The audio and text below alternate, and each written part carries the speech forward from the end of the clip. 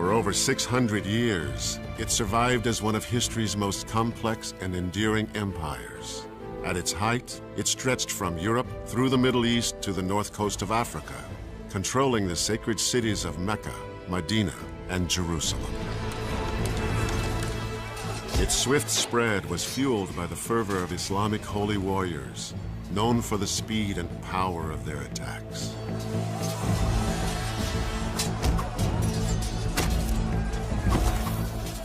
Yet it is an empire also remembered for its cultivation of art and architecture, and the development of a legal code. This is the story of a vast and mysterious kingdom, a kingdom where sultans and pashas schemed, and a harem of concubines produced heirs for the throne. It is an empire that continues to shape our world today. This is the Ottoman Empire.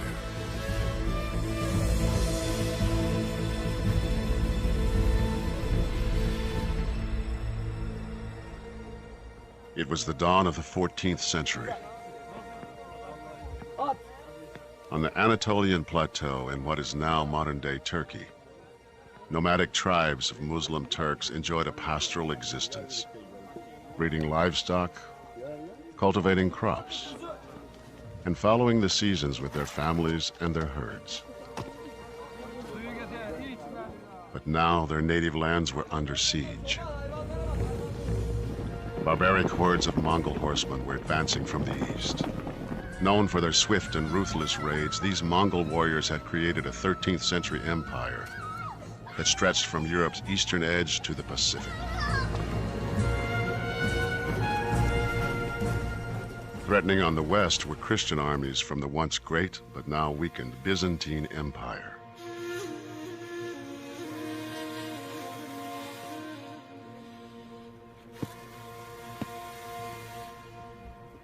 With their land and their way of life endangered from two sides, one man emerged as the tribe's leader. His name was Osman. He was tall, with a dark complexion and hazel eyes. He was known as a brilliant rider and swordsman. Osmanlı Devleti'ni kuran Osman Gazi'nin etrafında Osman was the founder of the Ottoman Empire. He surrounded himself with strong and brave soldiers, reckless men who were superior riders and could fire their arrows on the move. They were skilled in ancient Turkish Anatolian warrior tricks, ambushes, and hit and run tactics.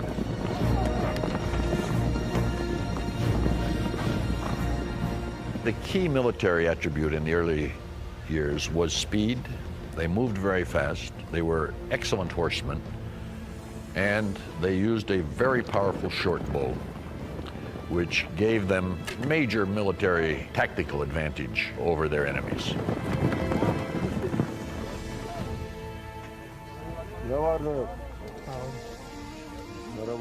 Contemporary accounts portrayed Osman as a man of the people, a down-to-earth leader.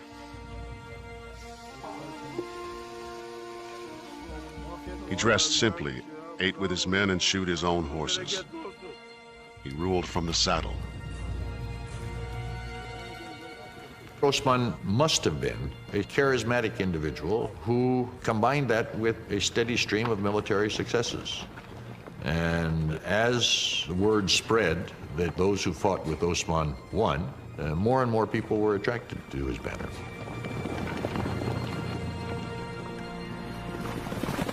By the early 1300s, the Mongols withdrew, fearing the growing strength of the Ottomans. Osman then turned his attention to the Byzantines. Osman's enemy to the west, the aging Byzantine Empire, was in turmoil.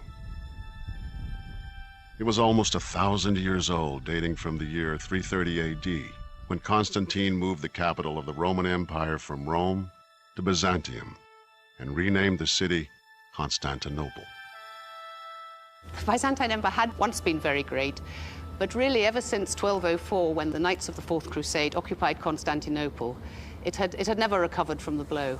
And the blow it took from that experience allowed conquerors to move in from the east to capitalize on its weakness. And the last of these was the Ottomans.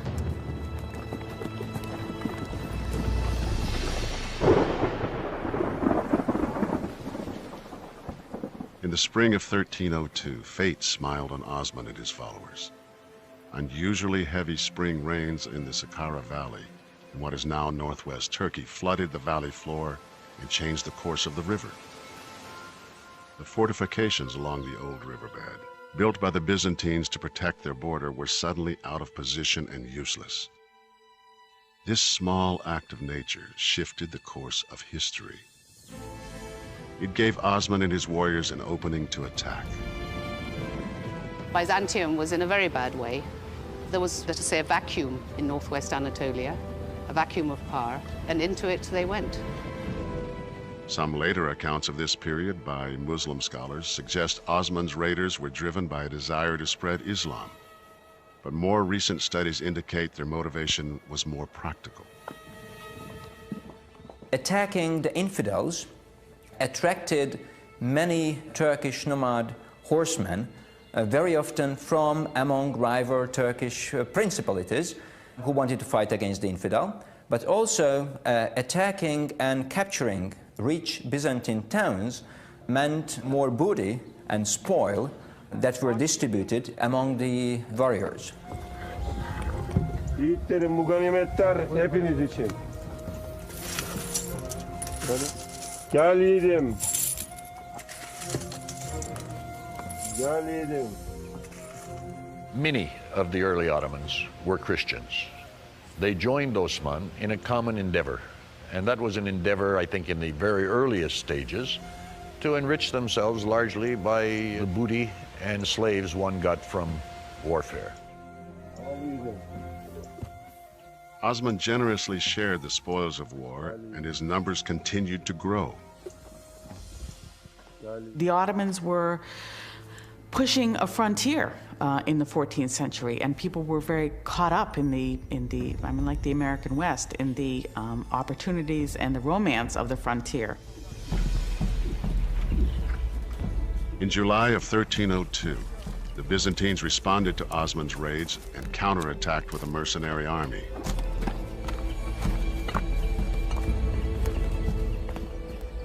Osman used tactics he had learned from the Mongols. He dispatched a small squad to lure the Byzantines into a deadly ambush.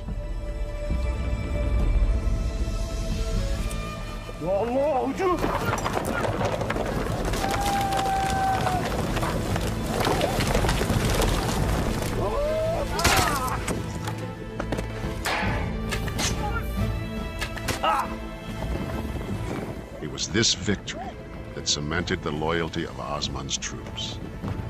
If you were a leader, the absolutely most basic thing you had to do was to get a group of fighting men who would be loyal to you, and their loyalty to you would transcend their loyalty to their tribe.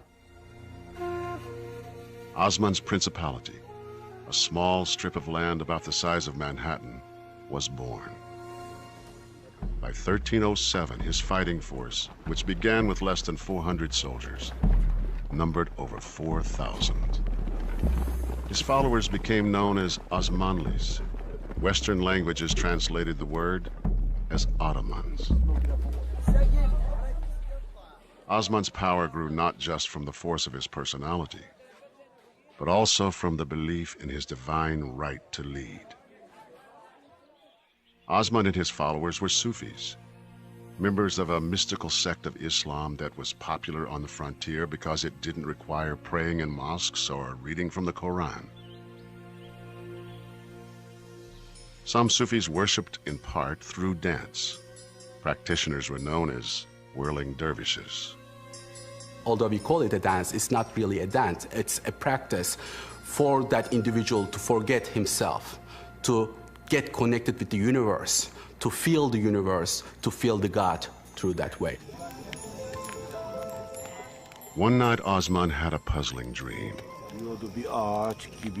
According to a treasured Ottoman legend, he envisioned a tree growing out of his navel. Its branches spread throughout the world. He asked a Sufi sheikh to interpret the vision. That Sufi sheikh told him that the dream meant that he would be the founder of a huge empire with many peoples under his sovereignty, and that this empire would encompass large territories and would bring much glory to the House of Osman and to Islam. Osman married the Sheikh's daughter. With the birth of their son, Orhan, the great Ottoman dynasty was born. Şunu buraya kilitleyeceksin Osman'ım. Çenenin altına. Together, father and son built an army that would dominate its enemies. During the next 20 years, they plundered the surrounding countryside, expanding their territory at the expense of their rivals. Their attack was swift, but their treatment of the vanquished was fair. Unlike other conquering powers of the times, the Ottomans granted religious freedom to Christians in conquered territories. This policy would lay the foundation for the future success of the empire. I think the most important point to keep in mind about the early Ottomans is that they judged people on what they had to contribute, not ethnicity, not race, not religion. Any of the markers we use today simply don't seem to have been very important. By the time of his death in 1324, Osman had fathered an enduring dynasty. His son Orhan would build on that legacy, creating a powerful Muslim army that would soon be knocking on Europe's door. In 1324, Orhan replaced his father Osman as the leader of the Ottomans. While the father had rallied a tribe of nomads to fight for survival, the son wanted more. Orhan wasn't satisfied with capturing tribes and controlling small villages. He had bigger and more well-defended targets in mind, and new tactics were required. The first real city they take is the city of Bursa, and we know that they took it by building two castles, one on either side of the city, outside the walls of Bursa, and basically blockaded it, starved it into submission over an 11 or 12-year period. When the city finally surrenders and Orhan, the conqueror, goes into the city, he sees dead bodies and he asks the commander of Bursa, "What are all these dead bodies?" And he said, "Most of them died of starvation," which is why we ended up surrendering the city. Orhan made Bursa his new capital and declared himself king or sultan. The next challenge was governing this new territory. We can assume that Ottomans learned a lot from those people who were living in these urban centers. They acquired knowledge about architecture, they acquired knowledge about decorative styles, they acquired knowledge about how to live in an urban environment. Orhan established a monetary system and issued coins. He opened schools and built both a mosque and a monument to his father Osman. It didn't take too long before the once nomadic Ottomans took to city life, moving from tents into stone and wood houses and developing carpentry and farming skills. Now a regional power with control of trade routes, the Ottomans were a force to be reckoned with. The Ottomans managed to take some of the fortified towns of Byzantium that gave them more prestige and attracted more warriors to their camps. At the same time, in the neighboring Byzantine Empire, a continuing conflict between Emperor John Cantacuzene and a rival faction had erupted into civil war. The Byzantines had once ruled the civilized world, from the Danube to Damascus. But now Byzantine Emperor Cantacuzene was struggling to retain power. He asked his neighbor and former enemy Orhan for help. Orhan agreed, seizing the opportunity to profit from Cantacuzene's weakness. And he was given the emperor's daughter in marriage as a thank you. The bargain helped them both. With Orhan's support, Cantacuzene defeated his enemies and remained in power. But Orhan got the better deal. In the early 1350s, under the guise of helping Cantacuzene, Orhan ordered 6,000 of his troops across the Dardanelles. With no opposition, his troops laid waste to the region, claimed the territory as Ottoman lands, and gained a valuable foothold in Europe. This marked the beginning of the Ottoman Empire's westward expansion into the Balkans and beyond. Over the next 16 years, Orhan continued to expand his territory and consolidate his power. In just 60 years, the Ottomans had risen from a tribe of nomads to become rulers of more than 500,000 people. In 1362, after a 38-year reign, Orhan, the first sultan of the Ottoman people, died. His son, Murad I, continued the aggressive expansion of the empire, following the same policy of tolerance as his predecessors: conquer and tax, rather than conquer and convert. The Ottomans acted in a tolerant way, but not out of any philosophical commitment to something that we would call tolerance today, but for reasons of state. It was easier to subdue territories rather than to try and convert everybody. The Ottomans' policy of religious tolerance made administering conquered territories much easier. It reduced resistance and diminished the chance of revolt. In many areas, Christian subjects welcomed the Ottomans more as liberators than as oppressors, paying less tax to the Ottomans than they had to previous rulers.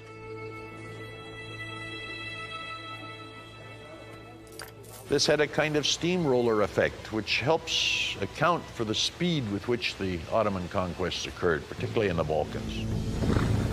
They simply rolled through whole areas because, yes, they fought. Whenever somebody stood out against them, they fought, and they won. But I think for every place they conquered by force of arms, they probably conquered 2 places by just a very effective PR system. But for Murad, new Christian subjects offered a greater opportunity. He devised a plan to create a fierce and loyal cadre of troops. Ottoman officials descended on towns in Christian territories, ordering young boys of the village to come forth for inspection. The villagers would display their youth, and the Janissary officer would go from one to the other.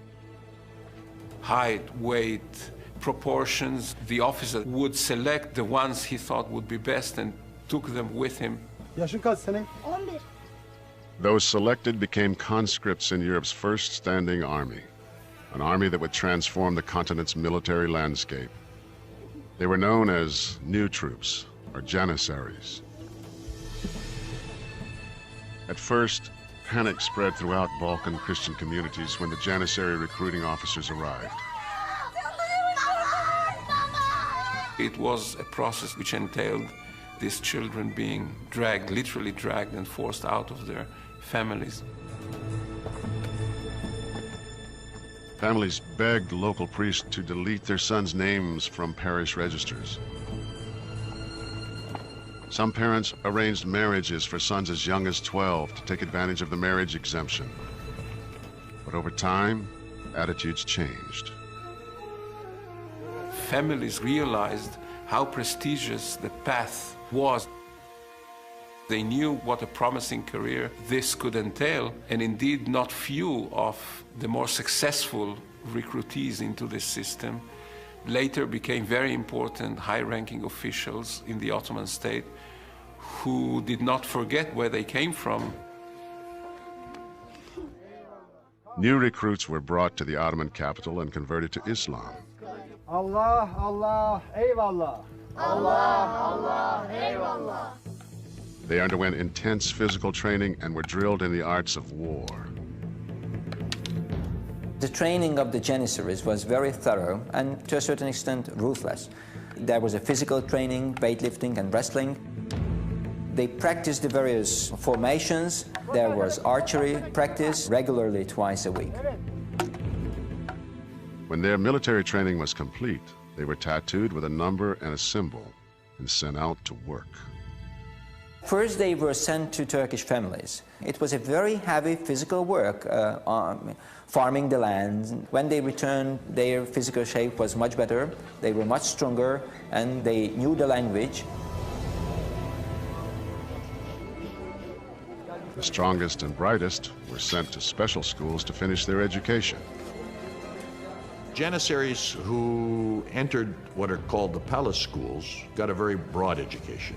They were trained in Arabic, Persian, Turkish. They were certainly trained in the Islamic sciences.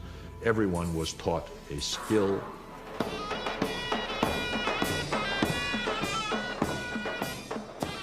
Some were trained to play in Mater bands that led Janissary troops into battle. The sound of their drums and pipes struck terror in the hearts of their enemies. The Janissary band was important to provide psychological support for the Janissaries, and it was especially important before and during battles and major sieges.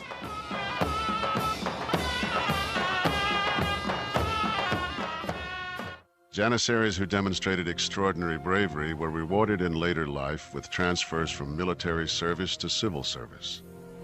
A select few became part of the Sultan's inner palace circle, the counselors and viziers who quietly ran the government.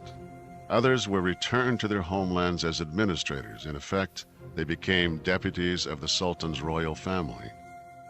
So if you had been taken, let's say, at the age of 12, had been considered one of the top-notch kids, had been sent to the palace school, by the time you're 20, 21, and you pass out of that, you become an officer in the corps, you can become an officer in the provincial cavalry or an officer in some of the regiments of the palace.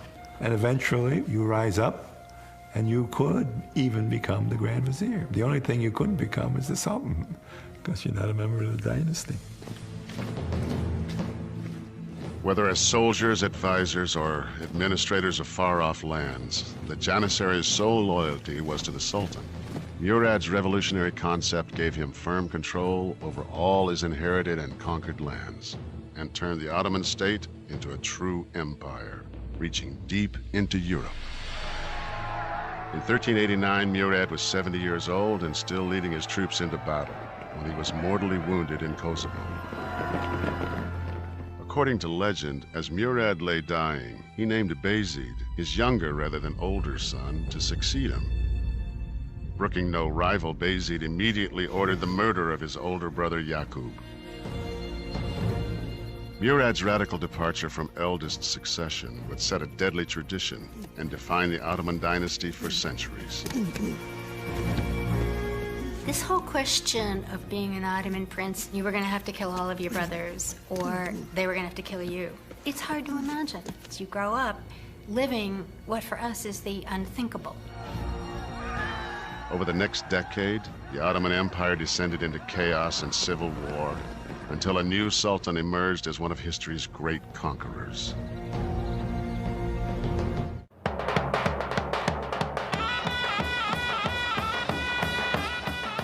Through the early years of the 15th century, the fortunes of the Ottoman Empire rose and fell dramatically. Bayezid's overreaching expansion in Europe and Asia ended in defeat. But the next sultan, Mehmed I, rescued the empire from chaos and civil war, and his son, Sultan Murad II, led the Janissary Corps on a successful 20-year military campaign in Europe.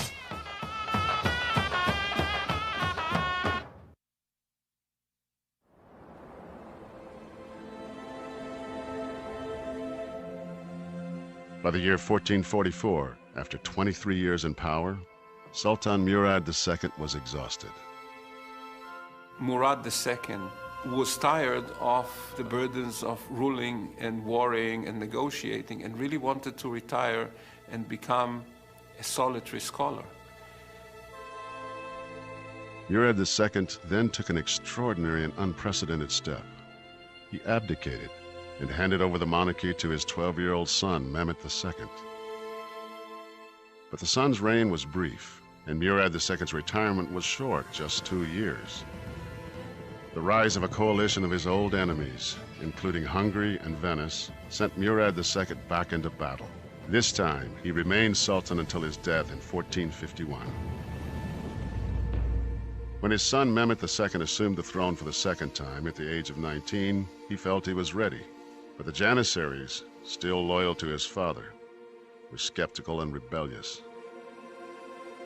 The troops, the Janissaries and others, are used to looking to the father for leadership and guidance.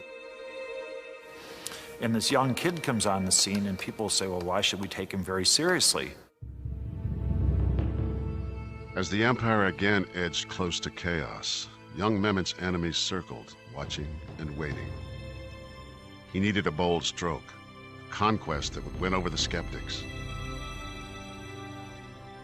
turned his eyes to Constantinople. Constantinople was a mythic place for the Ottomans. Constantinople represented imperial power, global success. Sultan Mehmet, gerekse onun hocası Akşemseddin, Molla Gürani ve onun A primary motivation to capture Constantinople for Mehmet II were the words of the Prophet Muhammad himself, who said, conquering Constantinople would take a glorious army led by a superb commander. Müjdesini verdiği güzel asker, güzel komutan olmak hedefi idi. Mehmet had the confidence of a brash 19-year-old. He banished the Janissaries who challenged his rule and demanded a pledge of loyalty from those who remained. The conquest of Constantinople was actually a message to rivals in the Ottoman power structure that he was challenging their authority. Mehmet immersed himself in military manuals, studying the tactics and weapons of the world's most successful armies. Mehmet 19 yaşında ikinci defa tahta geçtiğinde Mehmet was willing to do whatever it took to achieve his goal. He was studying day and night, and he was even dreaming about it. Once he ordered his vizier to the palace in the middle of the night, and he told him, Pasha, Pasha, I can't sleep because my mind is filled with thoughts about conquering Constantinople. How are we going to do this? alaraktan Paşa Paşa İstanbul'un fethini düşünmekten uyuyamıyorum. In the spring of 1452, Mehmet ordered the construction of a new fortress just 6 miles from the outer walls of Constantinople. Wanting it completed quickly, the Sultan, with all the energy and impatience of youth, worked side by side with the stonemasons. Rumeli Fortress was completed in just 4.5 months. He built almost overnight this enormous castle on the European side of the Bosphorus at one of the narrowest spots on the Bosphorus as a companion to a castle that already had been built by an earlier Ottoman sultan on the Asian side. Together, these two fortresses would make it nearly impossible for supplies or reinforcements to reach Constantinople. Any ships that came from the Black Sea that tried to break through to help Constantinople from that side, he would shell with artillery. Simply being there cut off the ability to in any way provision the city.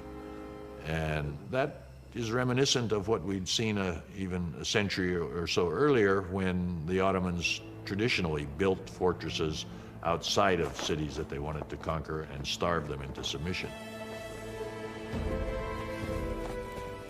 But Mehmet was not content to just wait. He marched 6,000 fresh troops into his new fortress.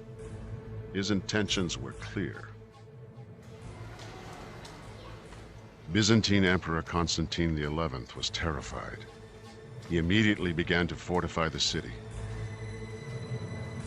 Imperial Constantinople in 1453 was an enormous walled structure with a few villages inside, very scattered centers of population, that basically the city had become depopulated.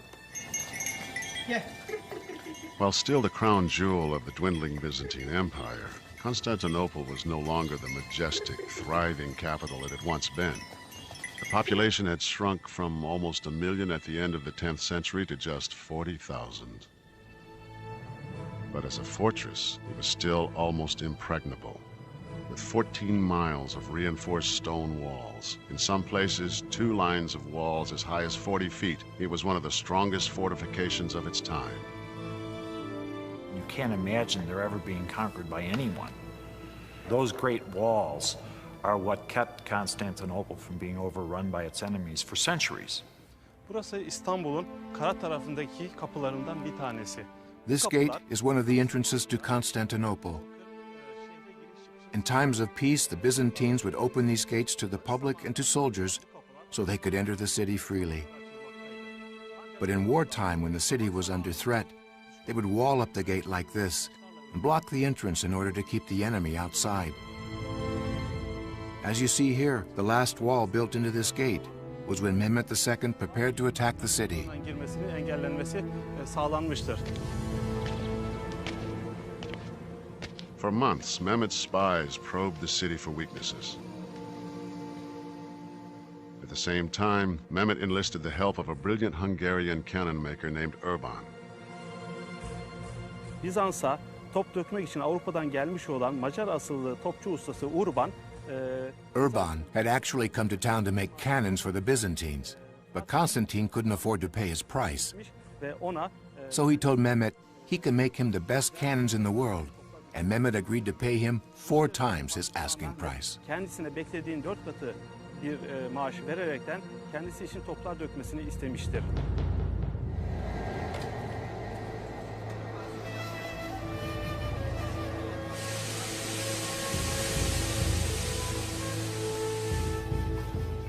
Urban built a battery of advanced artillery pieces, including the world's largest cannon. With a barrel measuring 26 feet long, the giant weapon could fire a 1,000-pound cannonball over a mile. The explosion could be heard 10 miles away. On the eve of the battle, Constantine sent a message to Mehmet. As it is clear you desire war more than peace, so let it be according to your desire. I will defend my people to the last drop of blood. The Supreme God calls us both before his judgment seat. Mehmet responded, "The holy war is our basic duty as it was in the case of our fathers. Constantinople, situated in the middle of our domains, protects our enemies and incites them against us. Conquest of this city is therefore essential to the future and safety of the Ottoman state." On April 6th, 1453, the siege of Constantinople began. April 1453, just 2 years after becoming Sultan and just 9 months after completing the Rumeli fortress, Mehmet II was ready to attack Constantinople. Outside the fortress city, 100,000 soldiers, including a corps of elite janissaries, massed beneath the towering city walls. The troops donned chainmail armor and readied their weapons. Inside, Christian defenders braced for an attack. Bizans'ın savunması için The Byzantine army had about 9,000 soldiers. Of course, this number was nothing compared to Mehmet II's army of 100,000 soldiers. bu büyük surlar, 2 katlı ve büyük bir hendeği olan bu surlar But the Byzantines had tremendous confidence. They believed their giant moat and 2 lines of walls were invincible in defense of Constantinople. tutmasında Fatih'in 2 avantajı vardı. Mehmet's troops moved their siege towers and catapults into position and anxiously waited for the order to attack.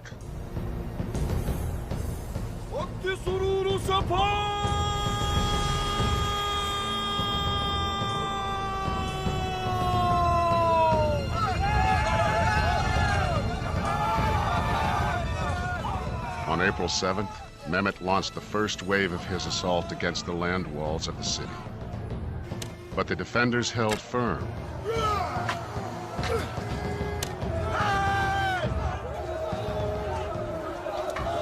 Birinci surdan sonra esas sura, bu büyük sura doğru ilerleyerekten The Ottoman soldiers who managed to get past the moat and the first line of walls ran up ladders that they leaned on the second line of walls. But the soldiers on these ladders came up against hot, burning oil called Greek fire. This Greek fire would incinerate anything, including people. Also, Mehmet had built mobile siege towers as tall as the walls themselves. But these towers were made of wood and leather, and the Greek fire would burn them all. A huge number of foot soldiers who were not the elite Janissaries were used by Mehmet II as cannon fodder. And they were doing the initial damage by softening the city. As ground forces continued their attack, 150 ships of the Ottoman Navy approached the city and readied their guns. Constantinople is on a peninsula, and Mehmet's spies had learned that the seaward walls facing the Golden Horn were not as thick as the land walls. But when Mehmet's navy tried to attack, the Byzantines were ready. Before the Ottomans arrived, though, the Byzantines stretched a chain along the Golden Horn in order to deny access to the Ottoman navy. It was important because by denying access, they could concentrate the forces along the land walls.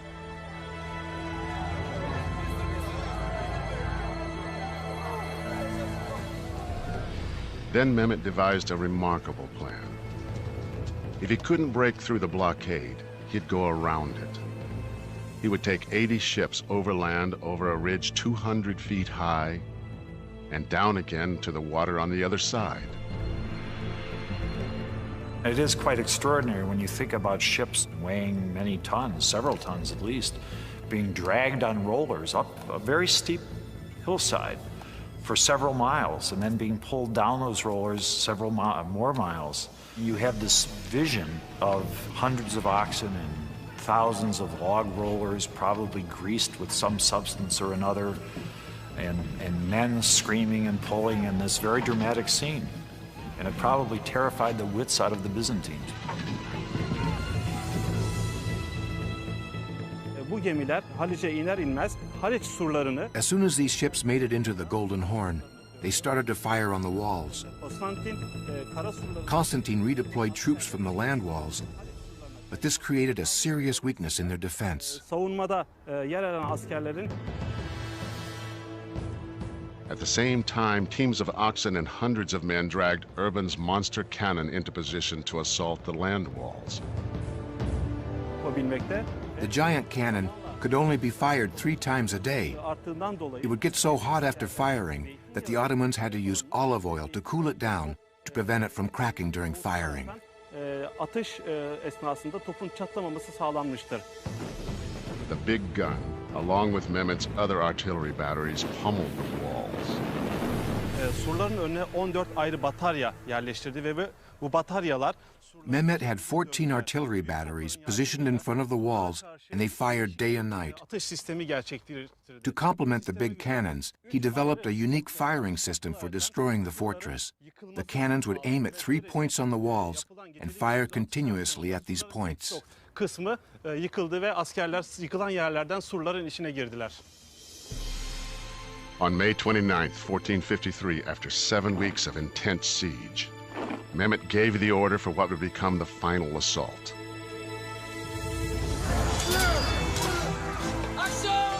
First, a wave of irregulars weakened the Christian front line.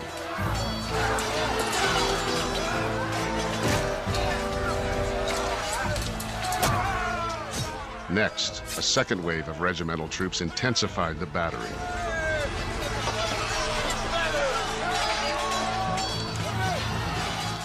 Finally, a force of 5,000 Janissaries held back until the decisive moment moved in. There were 2 reasons for that. One is that Mehmet didn't want to waste his best troops when it wasn't clear what the outcome would be. And secondly, the Janissaries were not that happy about being used as cannon fodder, and they expected to be thrown into battle when they could decide it, and of course reap the glory, which to a large extent they did.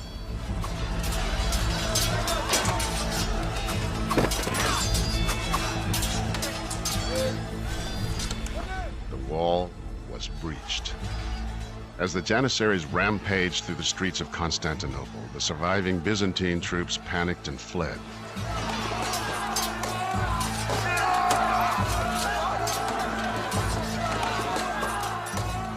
Emperor Constantine knew all was lost. He hurled himself into the midst of the enemy and was cut to pieces.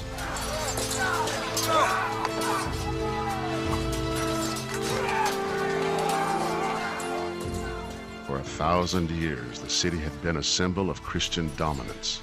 Now, the city of Constantinople was in Ottoman and Muslim hands. This had been the dream of Islamic conquerors all the way back till late in the lifetime of the Prophet Muhammad, when the first Arab attacks were launched against the city. And now, for the first time, this 19, 20-year-old upstart had done what nobody else had done. And this, of course, gave him great prestige throughout the Islamic world. In victory, Mehmet had one last concern. He was obligated by Ottoman tradition to grant 3 days of pillage to the conquering army. The soldiers could legally take any movable property and could rightfully enslave any of the city's population. But Mehmet had no interest in having his new capital sacked. On the second day, he entered the city at the head of a procession and put an end to the pillaging. Sultan Mehmet rode triumphantly to the magnificent church of St. Sophia and ordered it turned into a mosque. The Christian cross was torn down and replaced with a crescent, the symbol of the Ottoman Turks. The Ottomans had captured the Second Rome. With the capture of Constantinople, the Ottoman Sultan became a Caesar, an emperor, the successors of Rome. The fall of Constantinople shocked Western civilization. There were ceremonies of mourning in St. Peter's in Rome. Pope Pius II urged Mehmet to convert to Christianity. Instead, this Muslim sultan declared the city the capital of his Islamic Ottoman Empire. With this monumental victory, Sultan Mehmet had changed the course of world history and forever would be known as Mehmet the Conqueror. It was the beginning of the golden age of the Ottoman Empire.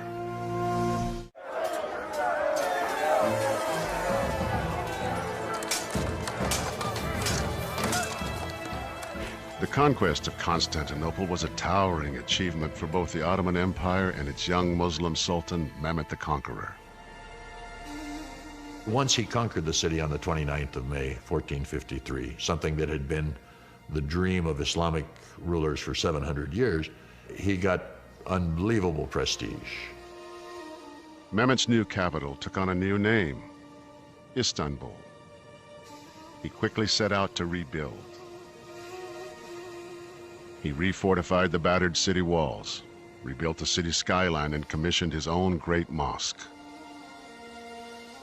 What he wanted to do was to make Ottoman Constantinople, Istanbul, into the rich and powerful city that it had once been, to protect the past, incorporate it into the present, and use it as a foundation for his own authority and power.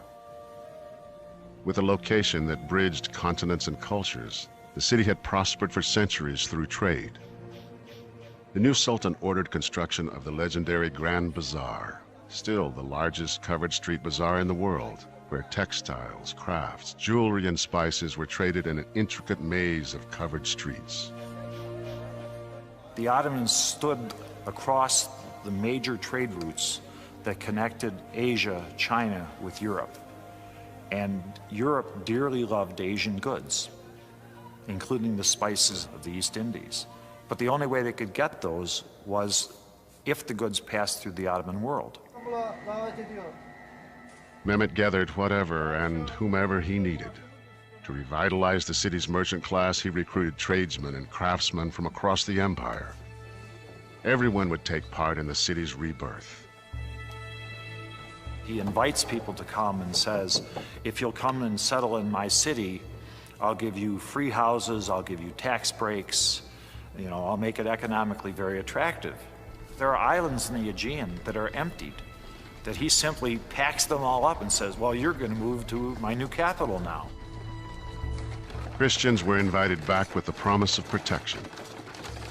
Jews in neighboring Salonika were encouraged to come to Istanbul. His idea was not simply to physically rebuild a city. It was to ensure that the city had a population with the urban skills, and that meant economic and business and trade skills, that would make it the capital that he wanted to have. New craftsmen brought new skills.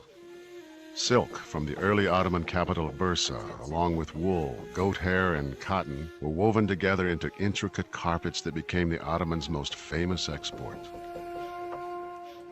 In 1465, the 33-year-old Sultan Mehmet II began work on the crown jewel of his new city, the extraordinary Topkapi Palace. Topkapi Palace should be thought of as a gigantic household consisting of concentric circles of power, the outermost circle being the least powerful. And as you get closer to the center of the palace, you get closer to the person of the Sultan, and therefore closest to the locus of power. It was intended to be both a symbol of power, but also the actual place of power. The massive 173-acre complex would ultimately include 10 mosques, 2 hospitals, 5 schools, 12 libraries, and 22 marble fountains. What you see in the background here are the chimneys of the kitchens. One of the things that I always think about when I look at those chimneys is that we call it a palace, but it was really a city. We have the registers of the food purchased and the cost and the amounts. At least 5,000 people a day were fed here. So this was a massive operation. Topkapi Palace was, in fact, a city within the larger city of Istanbul. Mehmet governed both in royal fashion. He took over much of the trappings of the Byzantine emperors, of the Eastern Roman Empire.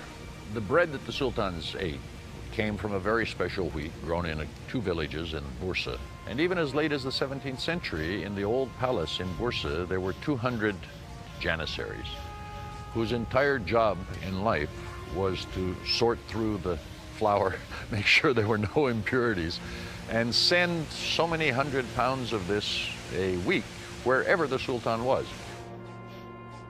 The Sultan ordered 2 mountain villages to supply ice year-round for Topkapi. Once a week, 200 donkey loads of ice would go down to the sea, be sent to Istanbul to cool the sherbet served at the meals in the palace here. Mehmet's religious tolerance and his broad interests in art and commerce transformed Istanbul into the vibrant new center of the Islamic world. He surrounded himself with Byzantine historians, philosophers, writers, diplomats. He was interested in many of the things that his contemporaries in Europe were interested in. He was, I guess, as close as I can think of to a sort of Ottoman Renaissance man as one can imagine. But his civic interest didn't alter Mehmet's military goals or aggressiveness. Rebuilding Istanbul required money, and new conquests generated new revenues. For 25 years, he waged war against the Christian territories, pushing the outer boundaries of the empire into Romania, Albania, and Bosnia, and dominated his enemies. His primary goal was to conquer Christian lands, then subdue them and tax them. He pushed very hard. He's in some ways a kind of Napoleon-like figure. I mean, he very definitely is a dynamic and decisive military man who also has a lot of ideas that spill over in other respects. After an extraordinary 30-year reign, Mehmet the Conqueror died of natural causes on May 3rd, 1481. He was 49. Mehmet had reinvented the empire, but he had also left it somewhat exhausted. After years of constant military campaigns, the Janissaries were tired and growing mutinous. Islamic religious leaders were also angry. They resented the Sultan's attempts to assert his authority in what were traditionally religious matters. He was also a person with too much voltage. By the end of his reign, There was a real demand for a relaxation from his over-aggressive policies and a move back towards stricter Islamic norms. This struggle for control within the Islamic faith would plague Mehmet's successors. The Ottomans were heading for violent and enduring clashes within the Islamic world. After Mehmet the Conqueror's death in 1481, the Ottoman Empire enjoyed a period of relative tranquility under his son Bayezid II. But Bayezid's peaceful nature and cautious approach proved to be his undoing. His sons argued for a more aggressive and forceful policy. In 1512, his son Selim won the support of the Janissaries and forced his father to abdicate. Selim's reign began brutally, even by the standards of Ottoman succession. Some historians believe Selim poisoned his father. He then ordered his 2 brothers and 5 nephews killed. Selim had come to power and maintained power by sheer force and force of personality, and was quite unhesitant to utilize violence. He was also a man who ruled by fear. All Ottoman rulers had nicknames, and they sometimes are quite telling. Selim is Yavuz, which means grim or mean. He probably got that nickname because he is the Ottoman ruler who turns against the older Islamic states. Islamic law prohibits Muslims fighting Muslims, but Sultan Selim claimed other Middle Eastern rulers were heretics and went on the attack. By 1517, Selim's army had swept through Iran, Syria, Lebanon, and Egypt, capturing the holy cities of Jerusalem, Mecca, and Medina. These conquests earned him the title of Caliph, meaning head of Islam. Up until that time, the people they ruled were overwhelmingly Christian. It's now that, for the first time, a majority of their population were Muslim. And of course, the conquest or the incorporation of the holy cities of Mecca, Medina, and Jerusalem for the Ottomans was a prestige factor. This allowed them to see themselves and be viewed by others as the leading Islamic dynasty. But Selim didn't live to enjoy his prestigious position. In 1520, just 8 years after becoming Sultan, he died suddenly of an infection. Had he lived, later Ottoman lore held that he would clearly have become Sahib Quran, that is, a world conqueror who had never been defeated in battle. He was likened to Alexander. In his short, violent reign, Selim had doubled the size of the Ottoman Empire and assumed leadership of the entire Muslim world. At the time of Selim's death, his only son, Suleiman, was the governor of Manisa province. With no brothers to battle, it was a rare instance of peaceful succession. Suleiman would go on to become the empire's greatest sultan, earning the name Suleiman the Magnificent. 16th century Europe was dominated by young and dynamic leaders. England's Henry VIII, Francis I of France, the Habsburgs' Charles V, and Russia's Ivan the Terrible. Suleiman saw himself as a major player in this world and set out to prove it. Taking the throne at age 26, he immediately launched his first military campaign. Suleiman took it upon himself immediately to establish his own reputation as a ghazi, as a warrior for the faith.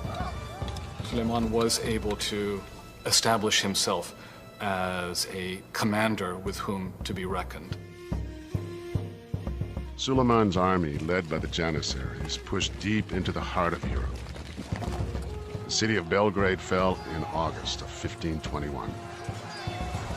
The next year, Suleiman's navy captured the island of Rhodes. Suleiman kept on the attack. In 1526, his army first entered and sacked Hungarian capital of Buda. 3 years later, his troops pushed all the way to the gates of Vienna. The Ottomans were now a force in European affairs. To expand the empire further, Suleiman knew he needed a stronger navy.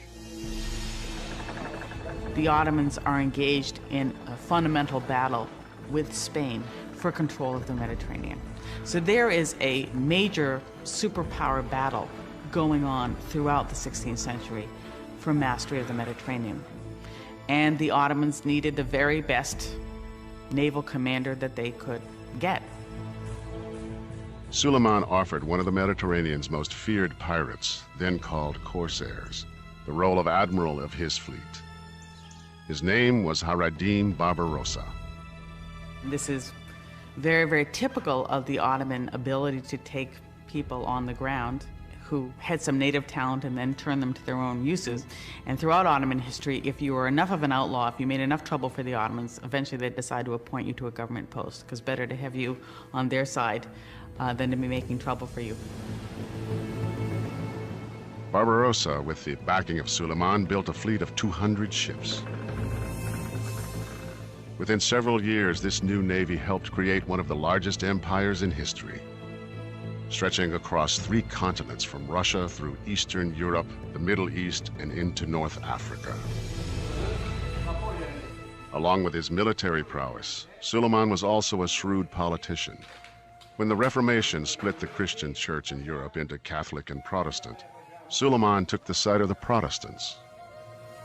The Ottomans favored Protestantism to the extent that they did, precisely because their traditional enemies were Catholic countries.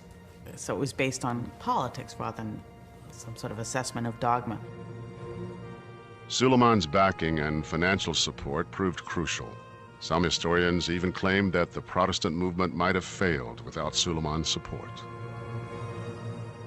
Suleiman, of course, was very much concerned about his public image, and he wanted to be known as one of the, perhaps the greatest leaders of his own age. One way to do this was to conquer, capture all these territories, defeat your enemies. Another way of doing this is to make Istanbul, the capital of this mighty Turkish Ottoman Empire, beautiful. In Istanbul, Suleiman launched a cultural and architectural revival to match that of the European Renaissance. Topkapi Palace was refashioned into the grand style of a European king. The court adopted the ceremonial style of European royalty. He called on a janissary named Mimar Sinan to create mosques and public buildings throughout the empire. Sinan was trained as a military engineer, building arsenals, bridges, and aqueducts, and he proved to be an architectural genius. Over a 40-year period, he designed and built 79 mosques, 34 palaces, 19 tombs, and more than 60 other significant monuments and buildings. In a sense, Mimar Sinan played an important role in the public relations policy of Sultan Süleyman. He created all these structures to demonstrate the glory of Ottoman Empire and Sultan Süleyman's reign. To the Europeans, he became known as Suleiman the Magnificent, but to his own people, he was called Kanuni, the lawgiver. Suleiman developed a legal system based on precedent and case law that was consistent with the sacred law of Islam. He also insisted that all new laws be compatible with Western Christian tradition. Suleiman is known as the lawgiver because he presided over an unprecedented codification of law. But among all of Suleiman's adopted Western ways, nothing proved more significant than the simple act of falling in love and getting married. Suleiman's marriage not only reshaped his reign, it would alter the course of Ottoman history for the next century. Sultan Suleiman's decision to marry for love was unprecedented and shocking. For over a century, the Ottoman monarchy had relied on slave concubines, not wives, for the production of heirs. This traditional Islamic approach had practical advantages. It produced a steady supply of princes, And unlike European monarchies that were easily derailed by one barren generation, the Ottoman dynasty survived, uninterrupted, for centuries. The system of the imperial harem, with its own rules, worked. And the rules did not include marriage. For a dynasty, it actually has an advantage because one of the features of Islamic law about slavery is it says that a slave has no lineage. It's almost as if the Ottoman dynasty achieved a form of asexual production.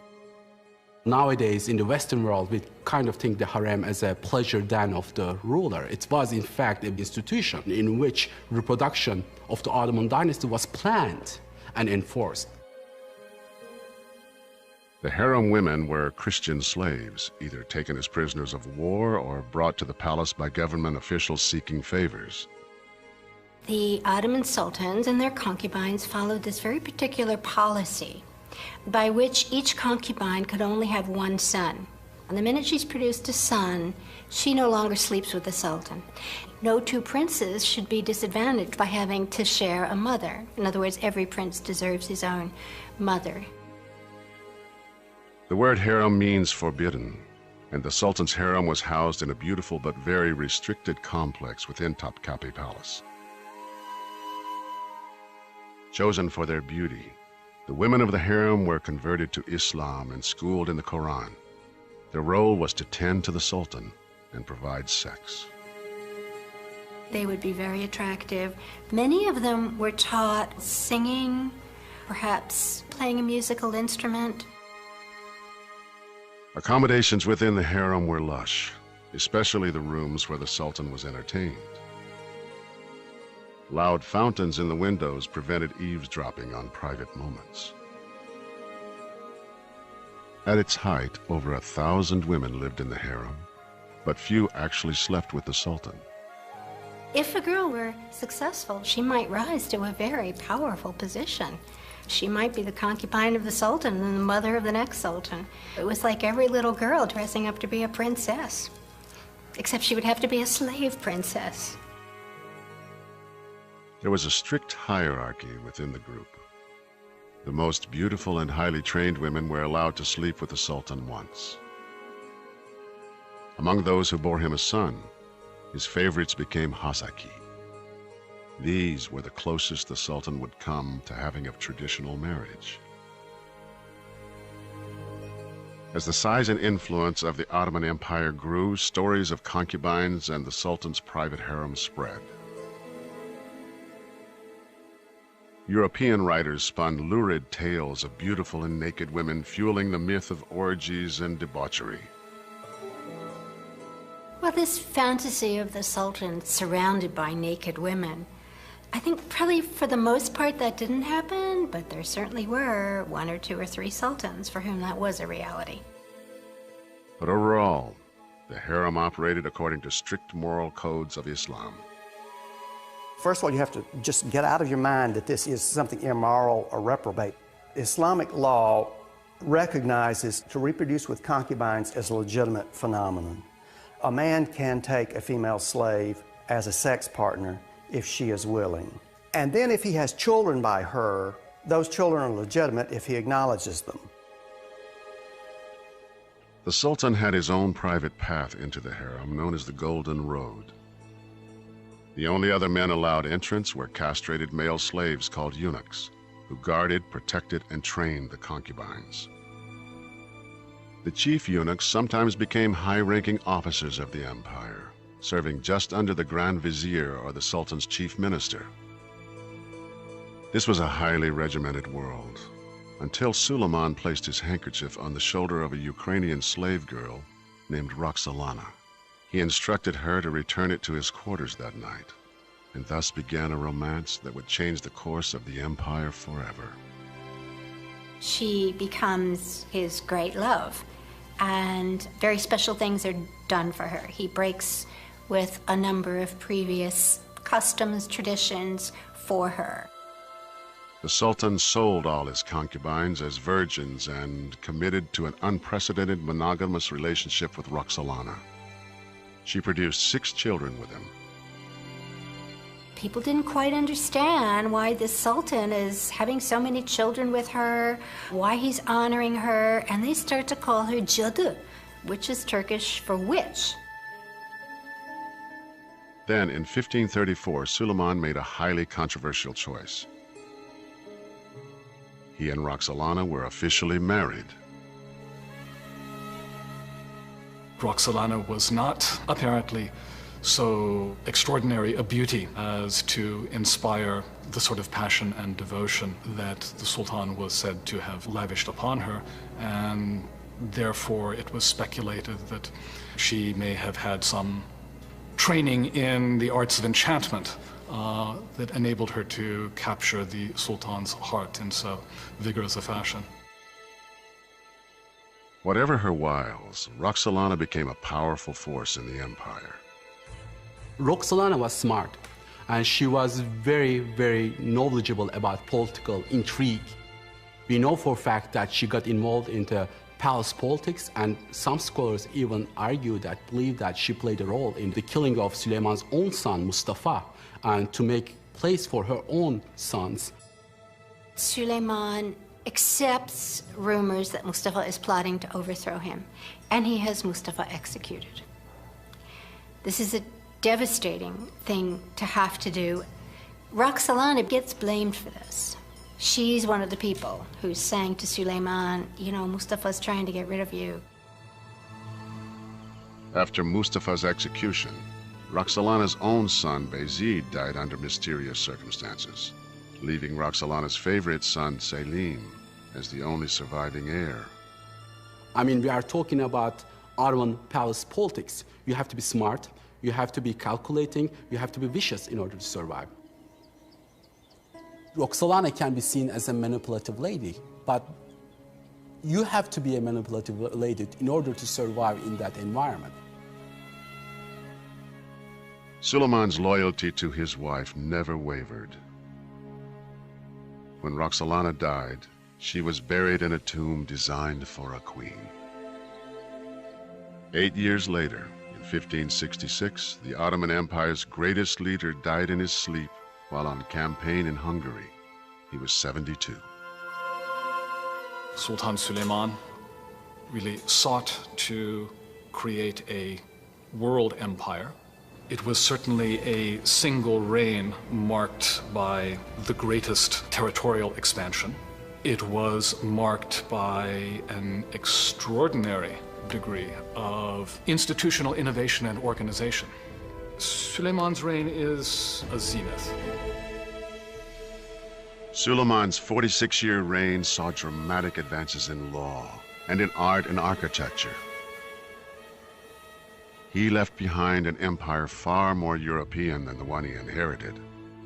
But the infighting and intrigue that had plagued European monarchies would soon visit the palace of Suleiman's successors.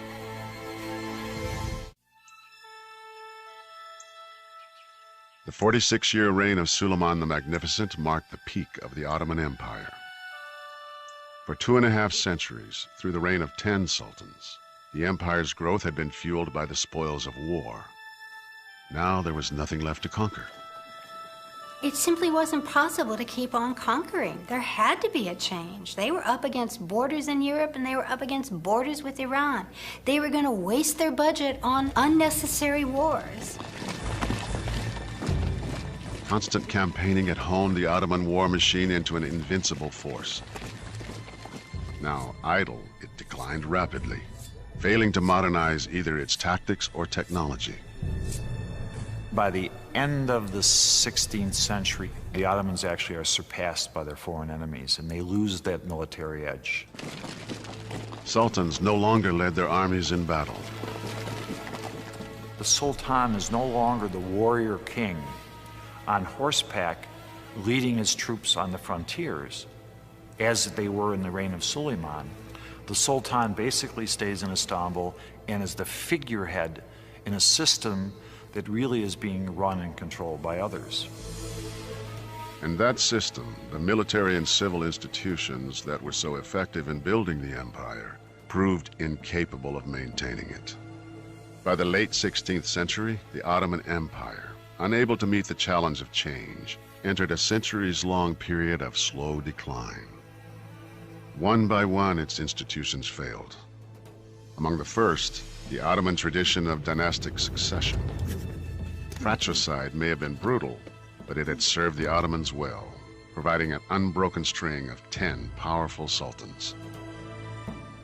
One of the things that contested succession did, crude and barbaric as it seems to us, is it tended to eliminate weak candidates to rulership. Name me any European monarchy that had an unbroken succession of 10 able kings. In 1595, the most violent dynastic killings in the history of the empire put an end to fratricide. Mehmet III came to power after murdering 19 young princes. The wails and cries of the people of the city were doubled and tripled on this funeral. They simply could not bear to see this procession of coffins coming out of the palace. Some of them are this big. So it must have been terrible. And I think that was one of the pressures that persuaded the dynasty to stop doing fratricide. The sultans who followed Suleiman were, with rare exception, weak and inexperienced. Many were minors under the influence of the Valid Sultan or Queen Mother, and the palace fell victim to intrigue and infighting. The empire that had thrived for centuries with strong sultans and dominant armies now had neither. By the late 18th century, the Ottoman army, the war machine that had outmanned, outgunned, and outmaneuvered all its enemies, was in ruins.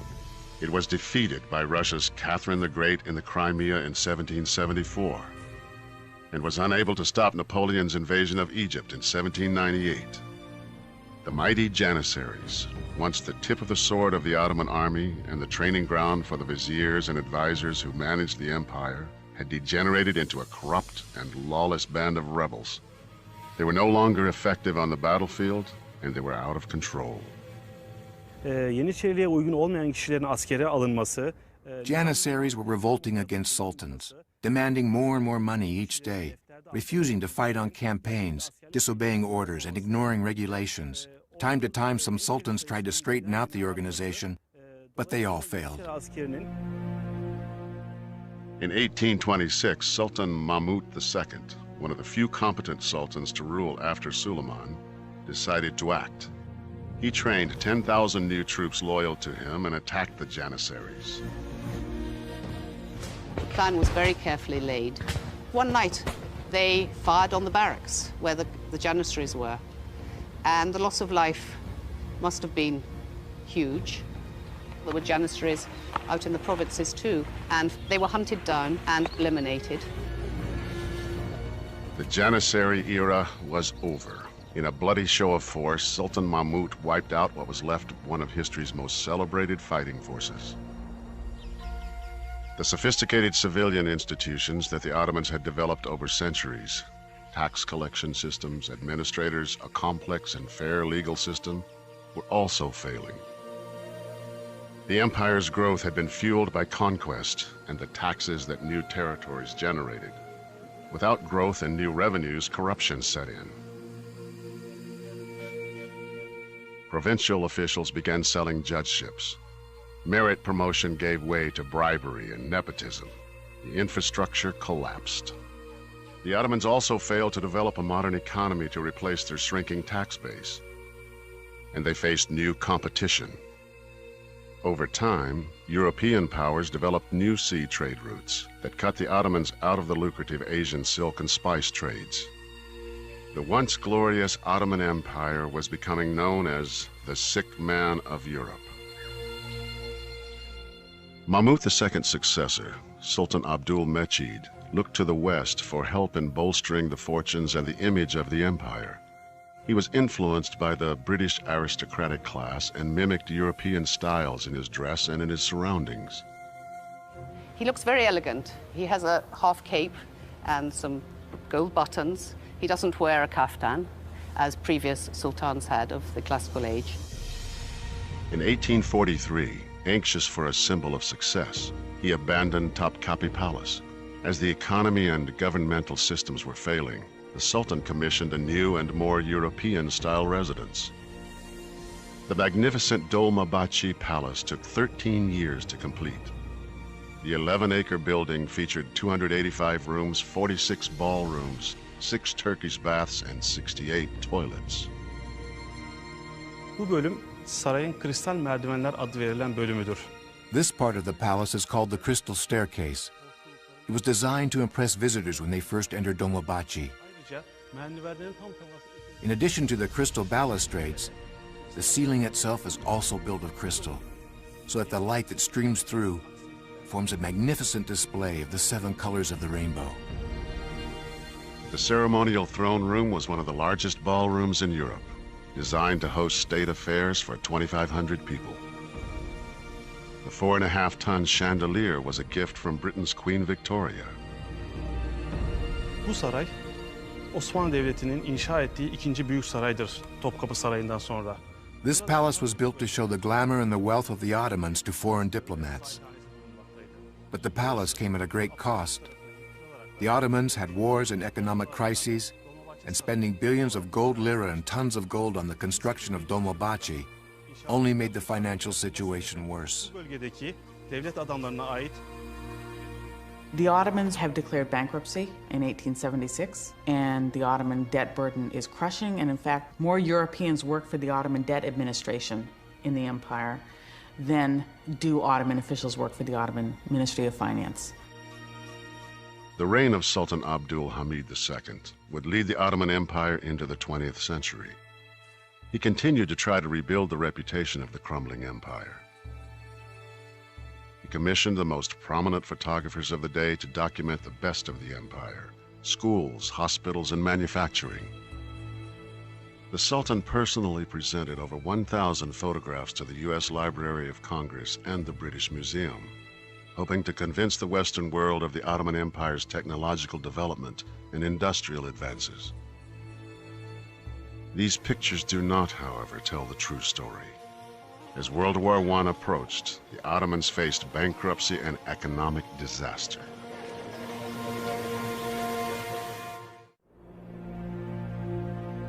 As the 20th century began, the Ottoman Empire was falling apart, stumbling from economic to political crisis. It was quite difficult and problematic for Ottomans because we see the emergence of nationalism and nationalistic ideologies during this period, especially in the Balkans first. Many of these peoples wanted to develop their own separate nationalistic identities. And some were successful in gaining independence from the Ottoman Empire.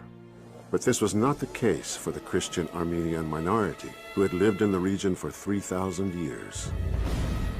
By early in the First World War, 1915, at a time when the Ottoman Empire was shrinking and besieged from all sides, the ultra-nationalist group in power, known as the Young Turks, was trying to restore the glory of their declining empire by uniting all Turkish-speaking peoples in the empire and beyond. The Armenians came under siege when, in the spring of 1915, the Young Turks ordered a forced deportation of 1.75 million ethnic Armenians out of Anatolia to Syria and Mesopotamia. The story of why and what happened is, nearly a century later, controversial, emotional, and hotly debated. To the Turks, the deportations were ordered because some Armenians were allying themselves with Russia, Turkey's enemy to the east. To the Armenians, this was a pretext. The deportations were ordered out of a desire to rid Turkey of Armenians forever. During the evacuation, a forced march of hundreds of miles, hundreds of thousands of men, women, and children died of starvation and massacre. Newspaper reports of the time tell of horrific scenes of rape and murder. Henry Morgenthau, the American ambassador to Turkey, later wrote, "I am confident that the whole history of the human race contains no such horrible episode as this." Estimates of total Armenian deaths in the period of the evacuations range from 300,000 to 1.5 million. The Turks acknowledge that hundreds of thousands of Armenians died, but they and some historians maintain that these deaths were the result of war-caused starvation, civil unrest, and ethnic conflict. To Armenians and many historians, the actions were a clear act of genocide committed by the Ottomans, and today have been recognized as such by many countries.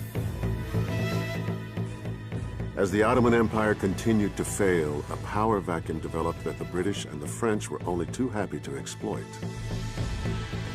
Both nations were establishing their own spheres of influence in the region, competing with each other and challenging the Ottoman Empire for control of the Middle East. From these troubled times, a new leader emerged, as brave and passionate about these Ottoman lands as the great sultans. His name, Mustafa Kemal. Osmanlı Devleti, Since its first days, the Ottoman Empire has trained many great leaders. Without a doubt, Mustafa Kemal was the last and the most famous among all these leaders. Hiç şüphesiz Mustafa Kemal'dir. During World War I, the Ottomans sided with Germany against the forces of Great Britain, France, and Russia. At the famous Battle of Gallipoli, Mustafa Kemal earned his reputation as commander in the best Ottoman tradition. On February 5, 1915, British warships sailed towards the Dardanelles with the objective of capturing Istanbul. Ottoman troops dug into deep trenches and defended their position against thousands of Australian, British, and New Zealand forces. Kemal figured out where the British might make their landing, and when they came, a group of Turkish soldiers were running away from the front. And he appeared on the scene and he asked them, "Where are you going?" And they said, "The enemy is coming." And he said, "Right down over that ridge." And he said, "Well, stop running away. Fix your bayonets, lie down, and we'll hold them off right here." And they did that and were successful in holding them off. During the battle, a piece of shrapnel hit Kemal in the chest. Miraculously, his pocket watch took the force of the blow and his life was spared. This was very important because it convinced Mustafa Kemal of his immortality. He didn't die when he should have, and so in addition to all his other virtues and his other capacities, he also now had the sense of immortality. Kemal's determination and defiance motivated all around him. His men attacked and defeated the enemy. 9 months of gruesome battle at Gallipoli left an estimated 46,000 Allied and 66,000 Ottoman soldiers dead. There were over 200,000 injuries. Incredibly, the Turks had defeated their enemies. Mustafa Kemal's division had courageously and successfully defended the Ottoman lands. However, in 1918, the end of World War I meant defeat for the Germans and their Ottoman allies. The fact that the Ottomans sided with Germany in World War I is huge. It's with us even till today, because they chose the losing side of the war. There was no way the Ottoman Empire was going to be allowed to survive. After the war, in the Treaty of Sèvres, the victors divided up the empire, giving portions of the Ottoman homeland of Anatolia to Greece, France, and Italy. This is the creation of the modern Middle East. I mean, this is what allowed the French and the British to go in and to start territorial acquisition. It was this treaty, signed by Sultan Mehmet VI, that energized the Turkish nationalist movement. The leader of this post-World War I movement was Mustafa Kemal, who emerged from the war as the only undefeated Turkish commander. Mustafa Kemal became a national hero. The Turkish people found themselves a new father in the presence of Mustafa Kemal, and he became the leading personality of the time. He set up a provisional government in Ankara. Over the next 4 years, Kemal's nationalist forces recaptured all of the occupied parts of Anatolia, what is now Turkey. He will always be remembered and venerated because there may not have been a Turkey if he hadn't led his troops, he and his fellow commanders, to secure some territory for the population.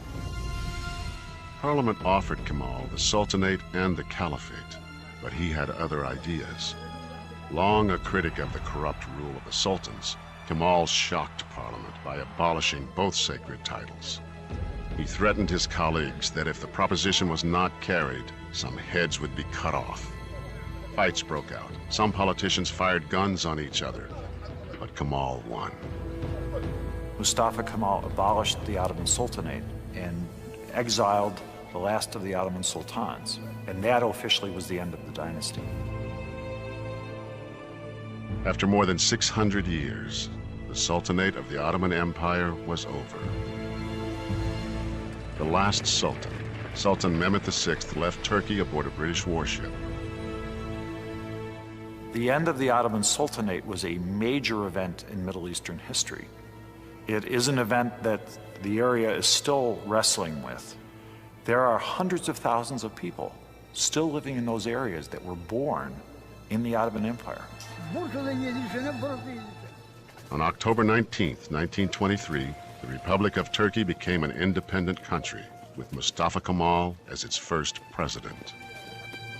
The task ahead was daunting. Turkey was on its knees, facing illiteracy, frightening poverty, inadequate health services, and a severe lack of skilled labor. Kemal separated church from state. Religious garb was banned. Ottoman clothing, and in particular the fez, was forbidden throughout Turkey. Changing headgear, which may seem very unimportant, looking back on it now. But we have to remember it was a marker of status, a marker of your place in society. And by changing from the fez to the hat, he stated that Turks were now modern. He granted equal rights to women, including the right to vote, years ahead of many Western democracies. As part of his effort to westernize the country, Kemal introduced a new alphabet. Complex Ottoman Arabic was replaced by the Latin alphabet of Western languages.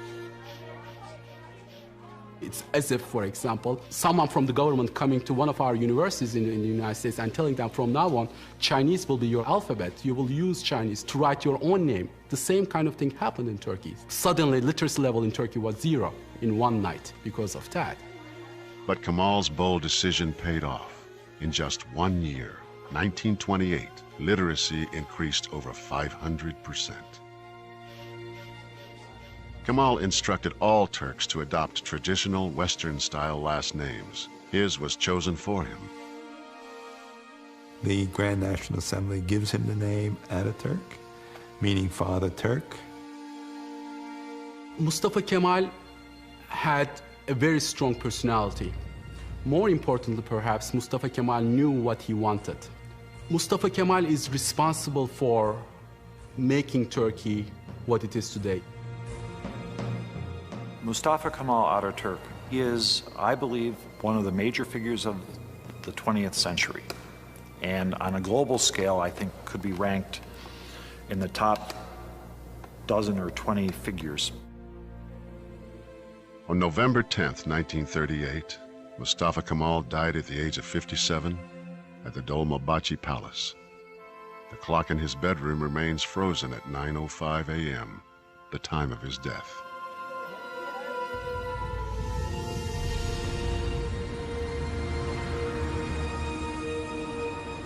And to this day, at the same hour on the day of his death, people all over the country stop for a moment to remember Mustafa Kemal Ataturk.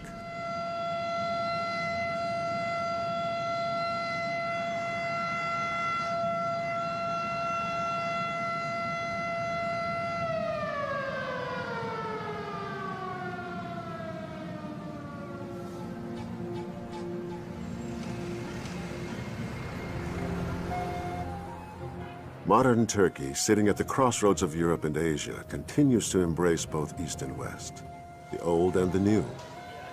Its exotic blend of cultures, past and present, is most visible in Istanbul. Even today, with all of the skyscrapers that have appeared in other sections of Istanbul, the old section of the city is still dominated by these wonderful Ottoman imperial mosques and by the Topkapı Palace complex as well. The influence of the Ottoman Empire is felt not just in Turkey, but in the Middle East, the Balkans, North Africa, and the Arabian Peninsula. Osmanlı Devleti, tarihin gördüğü en büyük 3. imparatorluktur. The Ottoman Empire maintained power for nearly 600 years in 3 continents. During these 600 years, they constructed unique architectural monuments, created millions of artistic works, and raised numerous scientists and high-quality statesmen. yanı sıra In the end, the Ottoman Empire remains an empire of contradictions. It was assembled by the might of its war machine, yet remembered for its development of fair and just laws. It conquered people of many faiths, yet until its waning years, it was open to the cultures and religions of the vanquished. But most of all, the Ottoman Empire was enduring. From its beginning in the 14th century to its dissolution in the early 20th, it spanned the reigns of nearly 40 sultans and assembled one of the largest landmasses in history. And like all great empires, its legacy continues to shape our world today.